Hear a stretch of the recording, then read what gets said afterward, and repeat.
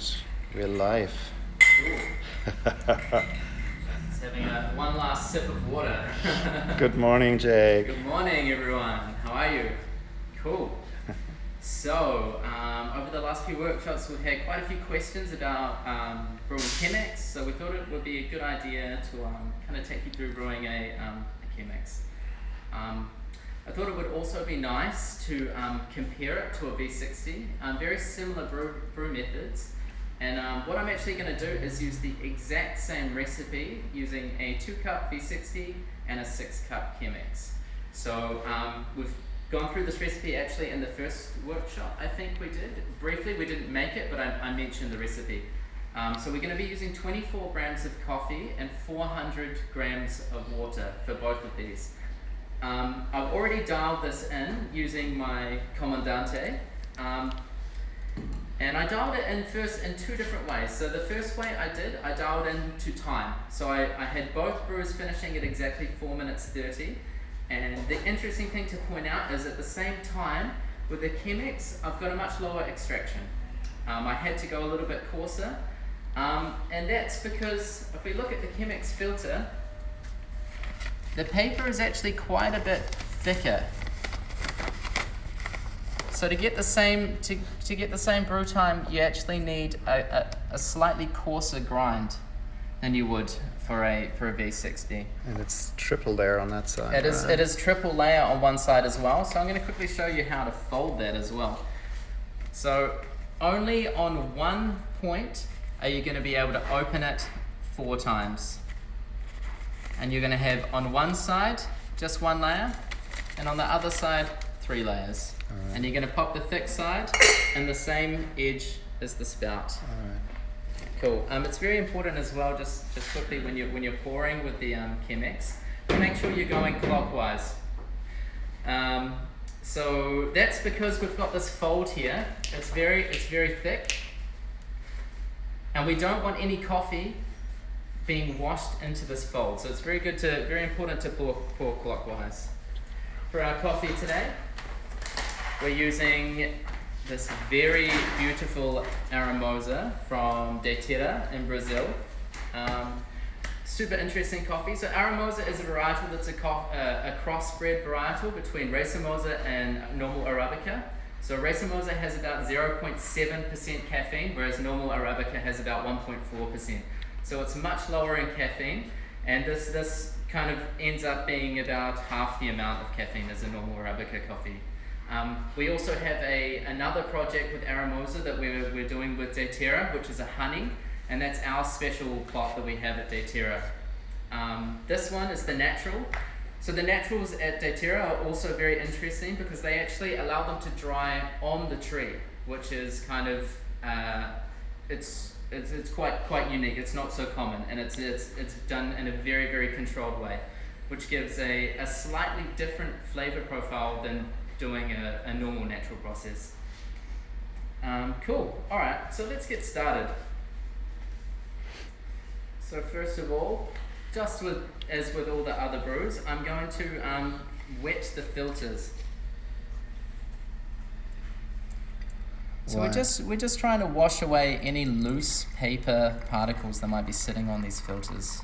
Yeah. Does it do anything to the cell structure there? Of the paper? Mm-hmm. Like opening it up a little?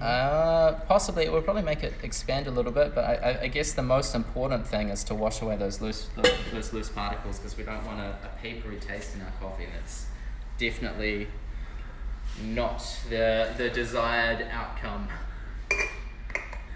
Alright, so this is also preheating the brewers as well.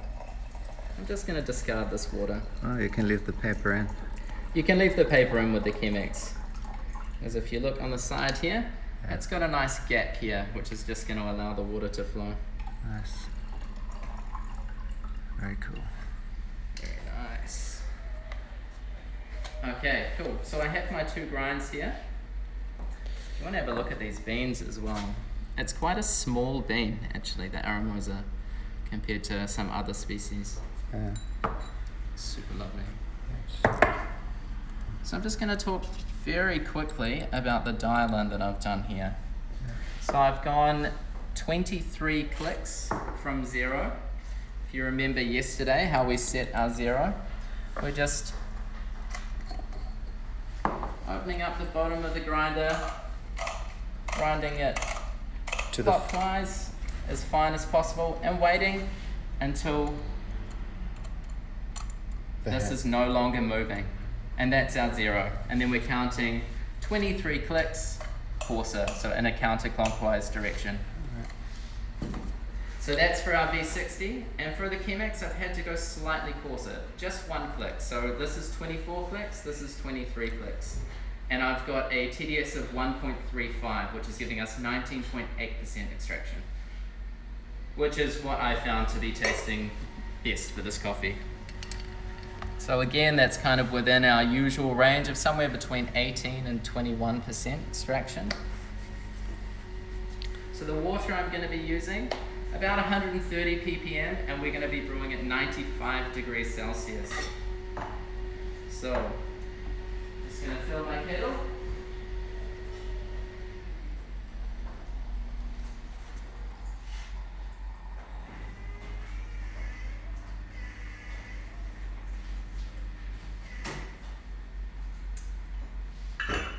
So we're going to start as usual with a bloom, and I'm going to do this in a zigzag motion. I'm going to pour 50 grams of water in there, and I'm going to make sure I'm soaking all of the coffee. I don't want any dry grains of coffee in there. Everything needs to be wet.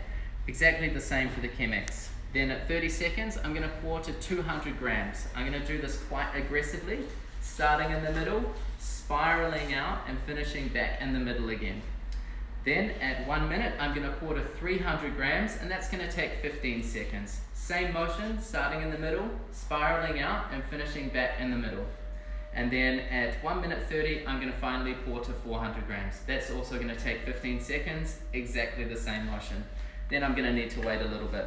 The V60 will probably take about 4 minutes 30. The Chemex might take a little bit longer. All right, let's get started. So I'm going to brew them both at the same time. So I got my zigzag going on here, 50 grams. And I'm going to start the second one at 15 seconds. For those of you that want to try doing this at home. So, exactly the same.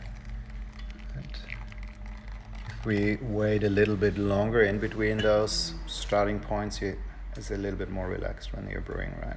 It might mess up the timing though. I might not actually be able to get my pour times right if I waited longer. So that's why I've started at 15 seconds. I see. So up to 200 grams. Quite aggressive.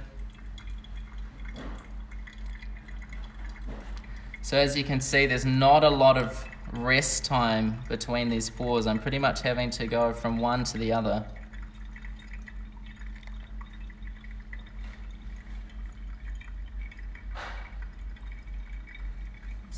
It requires a little bit of concentration. So if you can see here, I'm going quite close to the edge, but I'm not touching the edge. The reason is if I actually touch the edge of the paper, I'm running the risk of having the water channel down the side of the paper and not actually touch the coffee at all. So that's going to give us a slightly more uneven extraction. So starting in the middle, so I'm getting close, about half a centimeter from the actual paper. Yeah. And then at the end, I'm getting closer and closer to the middle. How much water are you pouring? So 400 grams in total. Yeah. And that's separated with a bloom and then 3 pours. Yeah.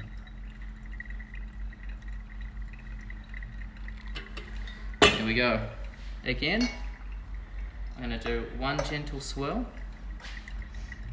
Why are you doing that? That's going to create a nice flat bed at the end of the brew, and it's going to help to reduce channeling. You can swirl more than that, or at different stages of the bloom, at the brew. Some people swirl after the bloom as well. But it is a risk, because the more you swirl, the more risk you have of all the fines migrating down to the bottom, and that's going to cause choking, and you're going to get a lot of over extracted bitter flavors. So we want to try and avoid that, but at the same time we want to create a nice even brew. And you're going to see at the end, I'm not going to have too much coffee floating around the side of the paper, and I'm also going to have a nice flat bed. Right. So that's also very important. So like I said, these brews are going to come out at the same TDS, but we're going to taste them both and kind of talk a little bit about the differences in flavor, because there are quite a few. It's maybe to the untrained palate a little bit subtle at first, but I think the more you taste them side by side, the more kind of apparent these differences will be. I'm not necessarily saying one is better than the other, but there are definitely some differences there. It's kind of up to personal preference. So we're just waiting for these to drip through now. Like I said, we'll probably get a slightly longer brew time with the Chemex, and that's okay. It's perfectly normal. It's to do with the thickness of the paper. Yeah. This V60 is getting close to being finished now. And it's just about done. So if we come look here, nice flat bed. Right.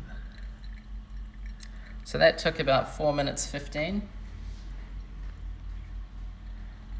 And this one. The thickness of the paper and the shape, maybe? The shape as well. I mean, it is at a slightly different angle, but I think the main difference here would be the fact it's got 3 walls on one side and only 1 on the other. Yeah. And also the paper itself is thicker. Even on the side that's only got 1 layer, it's still thicker than a V60 Yeah. paper. So this one took more like 4 minutes 30. So it was about 15 seconds slower with the Chemex. But as you can see, nice flat bed, and I have very minimal amount of coffee around the side, which is exactly what we're looking for. Yeah. That's kind of telling us that we've got the most out of our extraction. Yeah. What do you think about decanting, aerating the brew afterwards? I think there's a good argument for doing that. You can also just give it a nice swirl, but it is important to kind of mix the brew in. Such a beautiful vessel. It is. It looks beautiful. Wow. And the other thing that I like about it is it's only one piece, as opposed to a V60 where you've got 2 separate pieces and it gets a little bit. Yeah. Yeah. Nice. Alright, so I'm just going to pour a small amount of each into a cup. I'm just pouring a little bit in because I want to be able to cool it down faster so I can drink it. Yeah. At the moment it's going to be much too hot for me to really taste anything. Just getting some air in there, cooling it down. Same with the Chemex.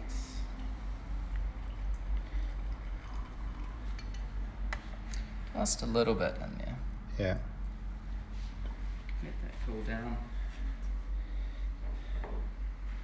Cool, you can taste it. So this is the V60 that I'm trying first. It's very nice. I'm getting a lot of the kind of honeydew melon coming through, almost a little bit of nectarine, I would say, in the acidity. Nice caramel sweetness, maybe even some milk chocolate in the finish. Very, very sweet. Very nice body as well. It's very creamy, but not super thick. It's still quite delicate for a natural, I would say. I find that as well with the, like I mentioned before, with the way they do naturals at Daterra. A lot of the time, it's a lot more delicate, I would say, than a lot of other Brazilian naturals that I try. And this is perhaps to do with the method they use, with allowing the cherries to dry on the tree, as opposed to picking them and drying them on raised African beds, like a lot of the other natural Brazils that we buy. It's very nice, clear acidity, I would say, would be the main thing that I would stress with that brew. So now I'm going to try the Chemex.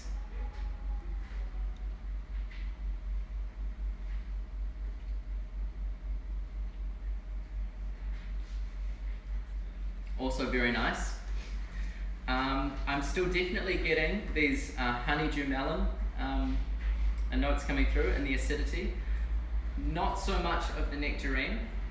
Very sweet, I would say. Lots of caramel, and definitely some chocolate I'm getting in the finish as well. I would say the biggest thing that I'm noticing right now is the mouthfeel. In the Chemex brew, I'm getting a much thicker mouthfeel. It's, I would say, much creamier than the V60. Whereas the V60, it's a little bit more delicate, but the acidity is much clearer. So it's perhaps a slightly cleaner cup, as opposed to the Chemex, which is, it's still clean, but it's maybe a little bit more sweetness forward as opposed to more on the acidic side. Cool, have we got any questions coming through? The just nice. yeah. Well, I wish I could have it. Sip. I didn't have any coffee yet today. Just go maybe again. Compare the sweetness, the acidity. If you would give it pointers, let's say. Cool. If I was to from 1 to 10, you know. If I was to score it. Yeah. Cool. So I would, if we're using like SCA scoring, which we're going to go over in our next. Yeah. Maybe the easiest is what we do on the coffee cards from 1 to 10. 1 to 10. Yeah. So I would say the sweetness in this first cup still like very sweet, maybe like a 7.5. So it's very high. But the Chemex, I would probably give it an 8, so slightly higher. The acidity, and when we're talking about acidity, we're always talking about quality of acidity, not necessarily how much or how little acidity there is in the cup, but how clear, how clean that acidity is. So for the V60, I would probably give that a 7.5, maybe even an 8 for the acidity, and the Chemex I would give it a 7. So a little bit higher score for the V60 and the acidity. The body, both I like. I would probably score the body the same, but the body's different. So there's more body in the Chemex, a little bit less in the V60, and this comes down to personal preference. And this again is my point where we're scoring the quality, not the amount, when we're talking about body. In terms of balance, I think they're both very balanced. I would score the V60 probably a 7.5 or an 8, and the Chemex slightly lower, so probably a 7, but both very high. So it's really comes down to personal preference. And I'm just going to point out again, it is very interesting to see both of these are exactly the same TDS, exactly the same brew recipe, and exactly the same TDS. So the only difference is from the brew method itself. So it is quite interesting to see that there is such a strong difference for me between these two brews. Yeah. Just to wrap it up on what we're doing on Friday for our next workshop. So on Friday, we're going to take everyone through doing like SCA, the Specialty Coffee Association cupping scoring. So this is how we grade coffee when we're buying it, and also how we assess coffees during quality control as well. So it's basically a scoring system. You're giving a coffee a score out of 100, and you're marking it on a bunch of different categories, 10 different categories, and then you're using that number to kind of I guess say how good the coffee is. Sure. Yeah. Great, fantastic. Thank you very much. Not a problem. See you guys on Friday. All right, thank you. Ciao.